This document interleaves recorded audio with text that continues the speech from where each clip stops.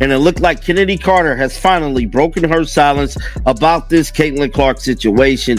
Chennedy Carter just jumped out the window and justified an assault on Caitlin Clark. The WNBA season is just weeks away, and nearly every major free agent has landed on a roster, except one, Chennedy Carter. Yes, that Chennedy Carter, the one who made headlines with a controversial shoulder check on Caitlin Clark last June. Break down that situation that happened. Yeah. So, in basketball a little bit, there's things called talking, what you like to call smack or whatever everybody likes to call it. Yeah. Plays before things are said, you know, that's a part of basketball. As Caitlin Clark gears up for her sophomore season, her stardom continues to soar. Meanwhile, Chennedy Carter finds herself on a different kind of stage, streaming platforms, trying to explain her side of the story. She insists the shoulder check was nothing more than a harmless basketball play, just a light tap. But WNBA teams aren't convinced. Is this karma? Is it justified? Or is Carter being turned into a cautionary tale for how not to handle the league's rising superstar? Let's break it all down. So Chennedy Carter has always been kind of up against the fence when speaking about this Caitlin Clark situation. We remember when she first got asked about this during a press conference, she stated that she wasn't going to speak on Caitlin Clark. Now we know months later, she still hasn't spoken on the whole situation. That is until today. Yes, Chennedy Carter finally broken her silence about the Caitlin Clark hit. Remember that flashpoint from last June, when Chennedy Carter deliberately barreled into Caitlin Clark? What should have been just another routine regular season clash between the Chicago Sky and the Indiana Fever turned into the moment that would come to define Carter's career. Clark.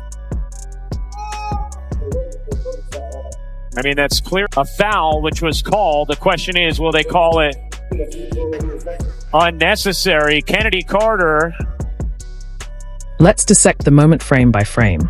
After sinking a bucket, Carter didn't hustle back on defense. Instead, she cut sharply across the court with a clear target in mind, an unsuspecting Caitlin Clark. There was no strategic reason for the route she took. The replay tells the story in full. Carter mutters something under her breath, locks eyes with Clark, then delivers a forceful shoulder check that sends the rookie crashing to the floor. The intent behind the hit? Unmistakable to anyone watching. So she was signed to the Chicago Sky with Teresa Weatherspoon, with Angel Reese, with Camila Cardoso, and, you know, the rest of the folks. And then we get to the body check. This was originally ruled an away from the ball foul, but it was obviously a flagrant foul. It really upset a lot of people, which really escalated the issue. And it was really just poor sportsmanship on Ken. What's especially telling is how the officials first ruled it a common foul. Just another routine call seen dozens of times a game. But the moment they went to the monitor, everything changed. Upon review, the foul was swiftly upgraded to a flagrant. The replays didn't lie. This wasn't incidental contact in the heat of a play. It was an off-ball, intentional hit, delivered after the basketball action had already wrapped up. One thing pushing Caitlin Clark, and it's another thing blindsiding her. Like, I don't think there's no justification for that. Like, to be honest, we can be honest. Clark's response said everything about her character. Despite being blindsided and sent to the floor, she didn't complain or retaliate. She got up, brushed herself off, and locked back in. No theatrics, no fuss, just a pro staying focused on the game. Meanwhile, commentators and fans alike erupted in outrage. They knew exactly what they'd seen, and it wasn't basketball. It was a calculated attempt to intimidate, maybe even injure, another player. A little girl wants to grow up and play in a league where you're targeted like that. How do you sit here and profess and demand that everyone take women's sports seriously when you can't even take it seriously enough to not act like a junior high queen on the court?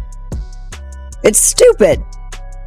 That's so dumb. It looks like a soap opera. This wasn't Carter's first brush with on-court controversy. Her history of volatility became a hot topic in the aftermath of the Clark incident. Back in 2021, while with the Atlanta Dream, she was suspended indefinitely for what the team described as conduct detrimental to the team following a heated altercation that spiraled out of control. That episode, and others like it, had already raised serious concerns about her professionalism and her ability to thrive within a team environment. The Dream did suspend her in the middle of the sophomore season basically saying she was a detriment to the team and the team culture. So then the Atlanta Dream decided to trade her to the Sparks, the Los Angeles. The timing couldn't have been worse for Carter. The WNBA is in the midst of explosive growth, breaking records in viewership and attendance, largely fueled by Clark's electrifying arrival. With the spotlight brighter than ever, the league is fiercely protective of its momentum, championing professionalism as it steps further into the mainstream. In that context, Carter's actions stood in stark contrast to the image the league is working hard to project. Crazy about all of this, immediately after that push, this is what she said to the media. On the play before bumping in with Caitlin, it seemed like she turned to you a little bit after the few. I didn't answer no Caitlin Clark questions. Did she say anything to you? I don't know what she said. What'd you say to her? I didn't say anything. Carter would later try to explain away what millions had already seen with their own eyes, but the damage was done. The shoulder check wasn't just a foul or a lapse in judgment. It was a career-altering misstep that turned her from a player with immense potential into someone teams now actively avoid. Now, she's breaking her silence, and we'll dive into that shortly. Basketball is a brutal, competitive sport, but there are unspoken lines that separate tough play from unnecessary aggression. Carter's actions, they crossed that line with force. And the WNBA's unified response sends a clear message about where the league stands when it comes to protecting both its players and its image. I said Chennedy Carter wasn't going to make a WNBA roster. And as it sit, April 20th, training camps start for teams in 7 days. Training camp for a majority of the WNBA start April the 27th. Chennedy Carter is not on any WNBA roster. Want to know why? Because it's Chennedy Carter's fault she's not on any WNBA roster. The unwritten boundaries Carter crossed have left her career dangling by a thread. Now, she's scrambling to rewrite the narrative before it's too late. Just days ago, with training camp fast approaching and no contract in sight, she sat down for an interview with streamer Neon. An interview that has basketball fans everywhere shaking their heads in disbelief. I think a play before, maybe I was elbowed. Okay, that happens. Think the next play down, maybe something was said. And then maybe there was like a little clip of somebody like yelling in my face. And then we go down the court. Then I hit like a little bucket. You feel me? Come down, hit like a little nice little mid-range pull up. And then I just just give her like a little, I'm here. I don't think it was, what's crazy? Me and my brother went back and watched, and we seen a lot of clips in the NBA of guys getting like pushing LeBron. I think it was Jeff Teague or somebody who pushed LeBron out of bounds, said, man, I was mad because we couldn't stop him. Carter's attempt to explain away what millions witnessed firsthand is nothing short of astonishing. In the interview, she casually brushed off the deliberate shoulder check, calling it talking smack and giving Clark a little I'm here energy. But what's particularly telling is the stark contrast between this nonchalant explanation and the brutal impact that sent Clark crashing to the floor. The footage doesn't lie. There was nothing subtle or routine about that hit. She did. She stopped and went through. That is not... We watched the clip. There is no way that we're letting this happen. Saying that it was nothing.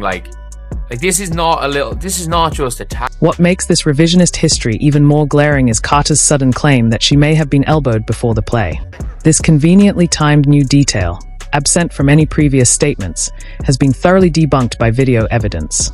The footage shows no provocation whatsoever, making this late-stage justification ring hollow to even the most casual observers. It's like one of those things, it happens in basketball. I know people try to say, it's not one of those things. It's not a personal thing. It's a competitive thing. It happens in basketball, and it's just one of those things. But it's kind of what happened. Then it spiraled out of control, and then the media takes whatever narrative they want to put out. You watch every single game to see if you can find any deflects in my game, and it's really nothing that you probably could say too much about. So then you have trolls, and that's why I said they're gonna be around regardless.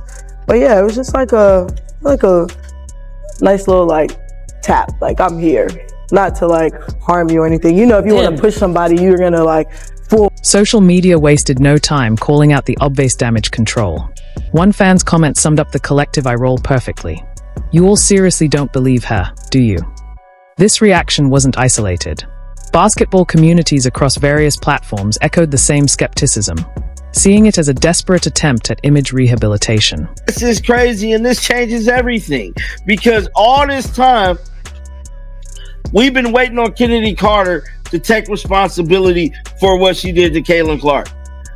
it shows me, I ain't even got to watch all this footage right here, but I am going to look at it. But it's showing me right now that she still is not taking responsibility for her actions. She's finna blame this whole situation on Caitlin Clark supposedly talking smack to her. The timing couldn't be more transparent. With the 2025 training camp fast approaching and Carter still without a contract, this interview feels less like an effort to set the record straight and more like an emergency PR campaign.